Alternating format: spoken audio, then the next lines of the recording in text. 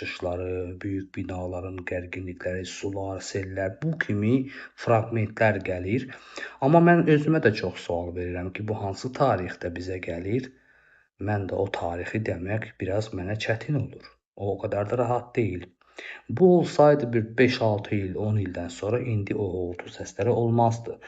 Bu yəqin ki, yaxın illərə, aylara, günlərə aid olan bir şeydir ki, mən bu uğultu səsləri getdikcə daha çox görməyə başlayıram.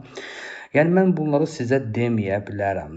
Mən deyirəm ki, özüm bilirəm, özüm üçün yaşayaram və özüm də öz həyat evinizdə çox vaxtında vaxt keçirdirəm. Daha içim sıxılıb gərgin olanında heç Novostroykada da olmuram. Yəni çıxıram, həyat evinə gedirəm. Sizlərə mən həmən günü deyə bilmirəm deyə, indidən olan uğultu səsləri var deyə, ona görə deyirəm ki, yanında məsəl üçün çoxları it pişik saxlamağı, sizə bunlar narahat olar, xəbərdarlıq edər və maqnit poli sizi sıxan zamanlar ola bilər. Gərginlik hər bir kəsin bir böyük zəlzələ, bir şeylər olduğu zamanından əvvəl daxilində bir gərginlik hissləri olur. O zaman çıxın 1-2 saat həyətdə gəzin.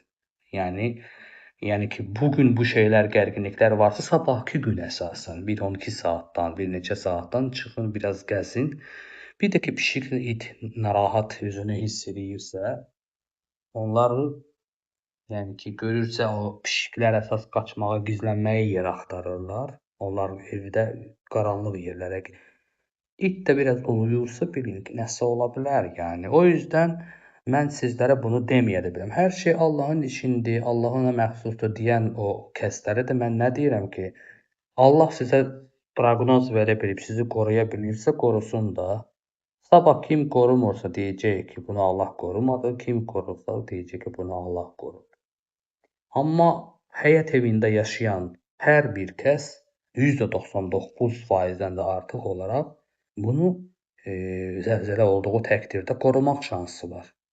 Bu şansını öz əlində ola-ola Novostroykada yaşayanların kiminsə başına hadisə gələcəksə, söhbət bir Azərbaycan getmir, bütün dünyada. Onu deyəcəksiniz ki, Allah qoruyan Novostroykada da qoruyur. İndi yeraltı təkanların hansısa bölgəsinə, yeraltı yerində deşiklər, təkanlar çox yaradıraq, hansısa binalar köhnədirsə, yıxılmaq ehtimalı, sürüşmə ehtimalı yıxılırsa, bu Allah qorumadı. Hansısa möhkəm tikilib, möhkəm yerdə də talçoq az olursa, qorunursa, bu da adı qoyacaqsa Allah qorudu. Cahillik çox baş alıb gedir. Əsas da bu dindarlarda, çoxundan xətrinə dəyməsin. Dini dərin bilənlər din üzərindən saqqal, şarşalı quraraq öz maraqlarla məşğuldur. Öz pul qazanmaq, öz şəxsi qəşəng oradan pul qazanaraq, öz maska taxaraq maraqlarla 2-3 arvad alırlar, kim nə bilim şal döşmə başına bağlayıb minonundan çıxan kim. Təbii ki, onlara bizim kimi insanlar sərf eləmir. Çünki onların yoluna gedən bir çox din altında dini dərindən bilməyən insanlar ki var, onlardan istifadə eləyə bilmirlər.